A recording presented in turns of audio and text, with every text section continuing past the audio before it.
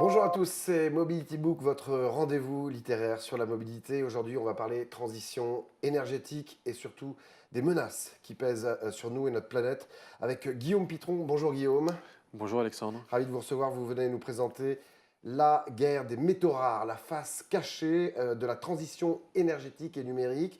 Aux éditions Les Liens qui libèrent, 20 euros pour ce livre époustouflifiant, comme diraient les inconnus. C'est vrai, c'est une enquête un peu explosive, vraiment explosive, que vous avez menée durant 6 ans sur la transition énergétique, qui révèle que cette émancipation des énergies fossiles va nous pousser à une nouvelle dépendance, la drogue aux métaux rares, et on verra les impacts que ça a. C'est vrai, ça va devenir une vraie drogue. C'est déjà une vraie drogue. On veut se débarrasser du pétrole et du charbon parce que tous ces métaux, rares ou pas rares, mais il y a beaucoup de métaux rares comme le tungstène, le cobalt, l'antimoine, le germanium, les terres rares. Et ces métaux, on les extrait déjà dans des proportions très conséquentes parce qu'il les faut pour toutes ces technologies vertes. Donc on est dans une dépendance aux hydrocarbures, on veut s'en débarrasser, mais on sombre dans une nouvelle dépendance à ces nouvelles matières premières. Et on s'en sert également pour les appareils numériques. Il faut des métaux rares pour le numérique, Voilà, notamment pour les téléphones téléphone portables. portable. C'est indispensable d'avoir certains métaux rares qui font que nos téléphones sont tout petits. Et donc là encore une fois, c'est une pollution additionnelle. Donc, ça a des coûts environnementaux, économiques, politiques qui sont plus néfastes que ceux des matières fossiles. Il pourrait l'être. C'est-à-dire que dans un monde à 10 milliards d'habitants, où chacun va avoir un, deux téléphones portables, où tout le monde voudra sa voiture électrique, avec une inflation de consommation qui est générée par ces technologies, et bien évidemment qu'il y a un immense risque, il faut bien regarder en face, que ces technologies soient plus néfastes pour l'environnement. D'abord parce qu'elles polluent l'air, je veux dire, il faut aussi des gaz à effet de serre, ça va générer des gaz à effet de serre, Ouais. et puis aussi ça va polluer les sols, ça va polluer les nappes phréatiques, ça va polluer les fleuves, ça va polluer cet ensemble d'éléments-là. Et donc, il faut bien concevoir qu'il y a un risque qu'on lâche la proie pour l'ombre. Donc, en fait, on est en train de passer du tout pétrole au tout métaux rares, en quelque sorte, et qui sont des métaux qui s'épuiseraient encore plus vite que le pétrole.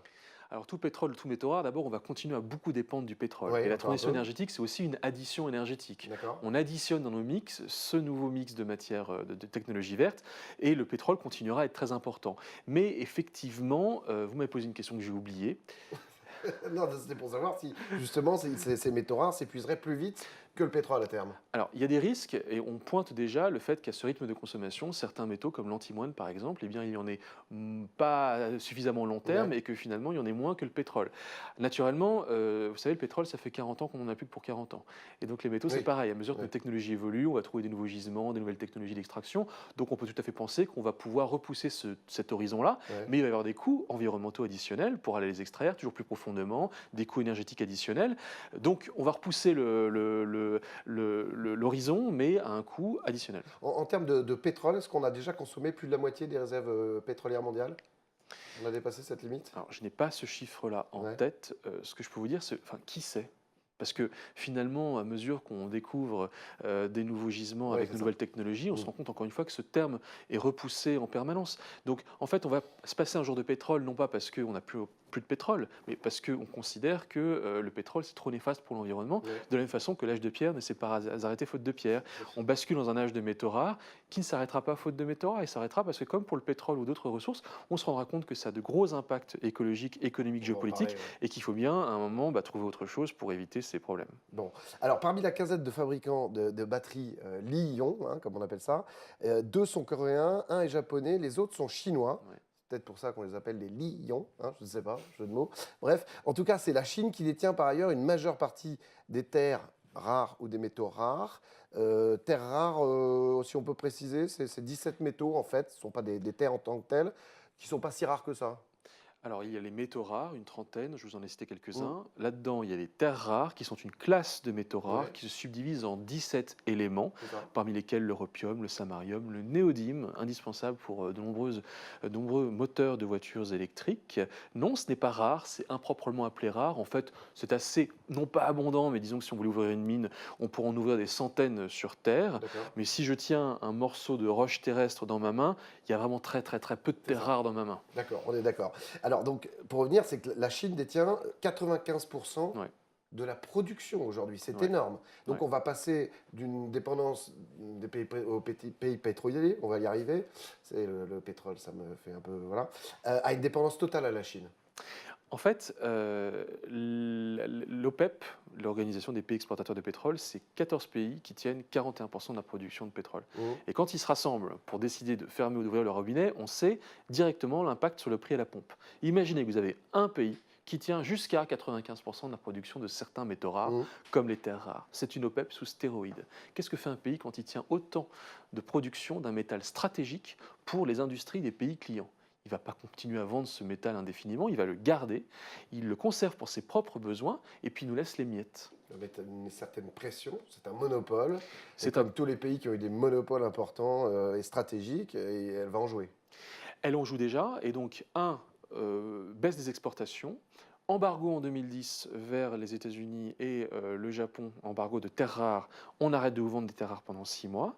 Et puis, si vous voulez ces terres rares et ces métaux rares, nous allons cesser de vous les vendre, mais vous pouvez venir délocaliser vos usines, notamment de technologie verte et numérique, sur notre territoire pour avoir un accès aux terres rares. Mais ce faisant, vous venez avec vos brevets, vos technologies, votre savoir-faire, vos emplois. Donc en fait, il y a un échange qui se Mhm. fait, Mhm. technologie contre ressources, et de la sorte, les Chinois peuvent arriver au résultat que vous donnez tout à l'heure, c'est-à-dire que grâce à cela, grâce à nos technologies, grâce aussi au fait qu'ils ont ces matières premières, eh bien, ce sont eux qui produisent aujourd'hui 60 ou voire même 80% Mhm. des batteries de voitures électriques. Et donc, on parle des voitures électriques, on parle de nos objets électroniques, mais ça va avoir aussi un impact sur l'équipement militaire. Il faut ces métaux pour les technologies militaires. On se rend compte aux États-Unis en ce moment que, en plein enthousiasme America First, l'Amérique d'abord de Donald Trump, c'est insupportable pour Donald Trump de savoir que dans ce contexte, il faut acheter des terres rares en Chine pour les truffer dans les F-35, les fameux avions de combat de dernière génération. Et donc les questions qui se posent aux États-Unis aujourd'hui, c'est mais est-ce qu'il faut qu'on réouvre des mines de métaux rares et critiques? Criticité, ça veut dire qu'il y a des risques de pénurie d'approvisionnement aux États-Unis, de tous ces métaux dont je vous parle, pour éviter finalement de dépendre de la Chine. Donc il y a un enjeu de sécurité nationale Mhm. qui pourrait d'ailleurs se poser en Europe, qui commence déjà à se poser en Europe. Parce que en Europe, on parle de la nouvelle filière de la batterie électrique, l'Airbus de la batterie, mais si on n'a pas le lithium, on va l'acheter où? Et si on n'a pas les terres rares, si on n'a pas le cobalt? Alors est-ce qu'il ne vaudrait mieux pas avoir nos propres mines, aller sécuriser les approvisionnements avec l'Amérique latine, voire ouvrir des mines de métaux rares en Europe pour avoir nos matières premières à un coût acceptable, plutôt que d'aller manger dans la main des Chinois? Donc c'est aussi un enjeu de sécurité Mhm. nationale, Mhm. parce qu'à l'arrivée, il y a des emplois et les emplois verts, et il y a 13 millions d'emplois qui sont quand même engagés dans cette histoire, les emplois du secteur automobile européen. Alors à ce propos, à l'époque, Arnaud Montebourg voulait ouvrir des mines en France, des mines de tungstène, graphite, antimoine. Ouais. Finalement, c'était une bonne ou une mauvaise idée? Moi, je pense que c'était une excellente idée, c'était courageux, c'était une bonne idée. Ouais, Pourquoi? D'abord, vous comme moi n'avons aucune envie d'avoir des mines de métaux rares à nos fenêtres. on est d'accord. On est On va d'accord, c'est expliquer sale. pourquoi après. Simplement, qu'est-ce qui se passe? Soit de deux choses l'une, on continue à aller chercher ces minerais ailleurs et nous sommes dépendants d'autres pays. Ouais, C'est pas vraiment la concession qu'on peut se faire de l'autonomie, de la souveraineté. ouais. Soit on les a pour nous-mêmes et déjà on est un peu plus souverain. Et puis ensuite, est-ce qu'on continue d'aller chercher ces métaux dans les conditions que l'on sait, c'est-à-dire environnementalement extrêmement sales en Chine, ou est-ce qu'on relocalise la production pour qu'au moins on contrôle mieux cette production et que ce soit un peu moins sale? Et donc moi je pense qu'il faut relocaliser les mines parce que surtout c'est une bonne décision écologique. Oui, mais d'un autre côté, vous dites que on a délocalisé quelque Oui, part oui, cette production et donc on a délocalisé la pollution. C'est-à-dire qu'on s'est dit, tiens, ça va aller chez les Chinois, c'est eux qui vont se polluer. voilà, On délocalise aussi des emplois. voilà, Mais il y a une question de santé, d'avoir ces mines en France. tout On à fait. sait qu'au niveau de la santé, au niveau écologique, c'est quand même pas terrible. C'est un dilemme énorme, Ouais. c'est cornélien. Nous ne voulons pas la pollution, mais nous voulons les emplois pour autant. Mais en fait, l'un ne viendra pas sans l'autre. Ouais. Une France désindustrialisée, c'est une France peut-être un peu plus verte. Mais si vous voulez réindustrialiser la France et faire reculer les extrêmes, il n'y a pas d'autre choix que d'assumer une partie de ce fardeau-là. Et donc, il va falloir qu'on sorte de cette espèce de schizophrénie, puis de cette espèce de lubie de la croissance verte, selon lequel on peut avoir le beurre et l'argent du beurre.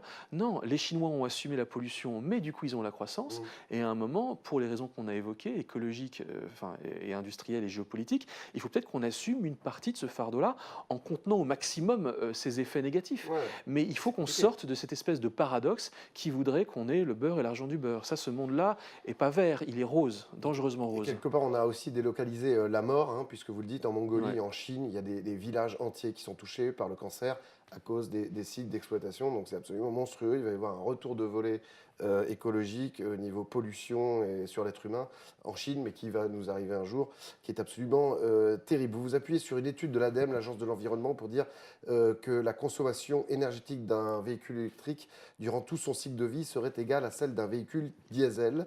Et qu'elle émet presque autant de carbone. Pourtant, moi j'ai envie de vous dire que selon une analyse de cycle de vie présentée dans le rapport de l'Agence européenne de l'environnement, une voiture électrique émet moins de gaz à effet de serre et de polluants atmosphériques que les voitures à moteur thermique. Par exemple, en diesel, il y a 48 000 morts par an à cause du diesel, à cause des particules fines. Électrique, zéro. Alors, on sait qu'en production des batteries électriques, ça pollue beaucoup, mais est-ce qu'à terme, quand même, les chiffres sont plutôt rassurants pour l'électrique, non? Alors il y a plusieurs choses ici. Il y a la fabrication de la Ouais, voiture ouais, électrique qui est plus polluante que la ouais. fabrication du moteur thermique. Après, tout dépend de ce que l'on met comme électricité à la borne de recharge. En France, les résultats sont plutôt très bons pour la voiture électrique parce que l'électricité, elle vient des centrales nucléaires. Donc du coup, sur l'analyse de cycle de vie, une voiture électrique pollue bien moins qu'une voiture thermique. Après, il faut regarder ce qui se passe en dehors de l'Europe. Là où se trouve le plus grand nombre de voitures électriques, c'est déjà la Chine, et Ouais, ce sera encore plus la Chine ouais, demain. ouais. 60% des voitures électriques rouleront en Chine en 2030, selon Goldman Sachs. Et là-bas, le mix électrique, il est comment? 75% de charbon et de pétrole. Donc votre voiture, elle pollue pas, sauf que la mine de charbon, enfin, l'usine, Elle en fume. la centrale électrique à base de charbon, elle a enfumé et elle a pollué. Et on arrive à des chiffres où vous pouvez avoir des voitures électriques qui peuvent polluer autant que la voiture thermique. Donc il ne faut pas regarder juste les chiffres en France, qui sont bons, et moi je suis de fait pour la voiture électrique en France. Mhm. Il faut apprécier cette pollution de façon plus globale, considérer que le nuage de pollution chinois, il ne s'arrêtera pas à la frontière, Ouais, lui non plus, ouais. et peut-être que quand on regarde les choses comme ça, alors l'appréciation de l'analyse de cycle de vie de ces voitures peut être plus modulée et plus nuancée. Alors finalement, est-ce que l'avenir est noir comme une mine de Ouais, ouais, charbon, je dirais, ou plutôt ouais, une mine à ciel ouvert, ouais. où on verrait un petit coin de ciel bleu? Hmm. Ce que je vous dis quand même, c'est qu'effectivement, on pense trouver des solutions, mais qui apportent beaucoup de problèmes en même temps.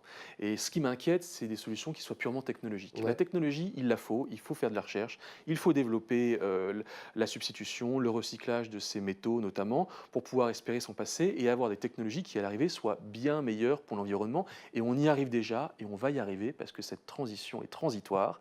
Il y a de la transition dans la transition. Néanmoins, je crois qu'on se trompe en pensant que quelques solutions technologiques vont nous sauver. C'est pas en achetant une bagnole électrique et en mettant un panneau solaire sur son toit qu'on va sauver le climat. D'accord. Et si on ne comprend pas qu'il faut, en plus de cette transition technologique, y additionner une transition culturelle de nos modes de consommation, et puisque nous sommes avec vous, est-ce qu'il faut parler davantage de modes de transport en commun, et plutôt tel transport en commun que tel autre? Nouvelle mobilité, quoi. Nouvelle mobilité, peut-être plus douce que les mobilités précédentes. Si c'est juste pour mettre autant de bagnoles à Paris, je pense que tout le monde est d'accord pour dire que ce n'est pas la solution. Mhm. Comment est-ce qu'on réduit le parc auto? Mais en même temps, vous comprenez, c'est contradictoire avec nos objectifs industriels. Mais ça pose des questions qui sont culturelles, qui sont peut-être même civilisationnelles, qui sont beaucoup plus douloureuses que le simple fait de changer de technologie. Mais si on se pose ces questions, il y a d'immenses solutions, bien évidemment, pour faire une transition qui soit une transition réellement plus verte. Nous n'avons pas de problème de matières rares, nous n'avons que des problèmes de matières grises. Alors, est-ce que, pour terminer, ce qui progresse actuellement, on a entre autres les véhicules hybrides avec une partie électrique, une partie Oui, thermique, oui. qui fonctionneraient aussi au biocarburant, peut-être les céréales alimentaires, type éthanol, algues, micro-algues. Algues, est-ce que ça ne serait pas une solution écologique idéale? Enfin, moi, ça m'arrangerait, je vais vous dire, parce que là où je vais en vacances, c'est bourré d'algues et je serais milliardaire. Donc, est-ce qu'on va vers les algues? Alors, on va vers les algues parce que ce sont ce qu'on appelle les biocarburants de troisième Ouais, génération. Et donc, l'idée, c'est d'éviter d'avoir à utiliser l'huile venue de végétaux qui empiètent sur les terres agricoles, parce qu'il y a un conflit d'usage, et d'aller chercher des végétaux qui se trouvent en dehors des terres agricoles. Quoi de mieux que l'océan? On n'a pas encore cultivé les océans. Donc, du coup, l'idée, effectivement, c'est d'aller vers les algues. On y va. Sachez juste que c'est excessivement compliqué. Vous avez, par exemple, un industriel italien, Eni, qui est assez avancé sur ces questions-là et qui a un mal fou à aller vers la culture de ces algues-là pour en tirer le biocarburant nécessaire pour les voitures hybrides. Donc, encore une fois, il faut aller vers la recherche. L'Europe pousse dans cette direction, ouais, puisque ouais. maintenant, il y a des réglementations qui obligent eh bien, à ce qu'il y ait des biocarburants à la pompe. Ça va mettre du temps, mais oui, je suis d'accord avec vous. Il y a peut-être une lueur d'espoir aussi. purement technologique avec ces algues et ces biocarburants de troisième génération. Ça fait du bien d'entendre ça. Votre actu, c'est aussi la prochaine sortie d'un doc sur cette thématique. C'est prévu pour quand? Télé, 2020, ciné? 2020? adaptation du livre pour Arte en 2020. D'accord. En 2020, je n'ai pas encore de date parce qu'il faut d'abord que je me rende à nouveau dans les mines, enfin, je vous ai raconté tout ça et Ouais. je vais mettre à jour mes informations. Il paraît que ça se passe comme je vous l'ai dit et comme je l'ai écrit déjà. La pollution reste présente, réelle. Vous viendrez nous en parler de la Avec sortie plaisir. de ce doc. Merci Guillaume Pitron. La guerre des métaux rares, la face cachée de la transition énergétique et numérique. C'est une enquête passionnante, sidérante, explosive. Je vous le recommande. C'est aux éditions Les Liens qui libèrent. Voilà, merci à toute l'équipe d'Agora, à la réalisation et à la production, ainsi qu'à Yves Guita à la rédaction en chef. À très vite pour découvrir un nouvel ouvrage sur la mobilité. Mais en attendant, prenez soin de vous.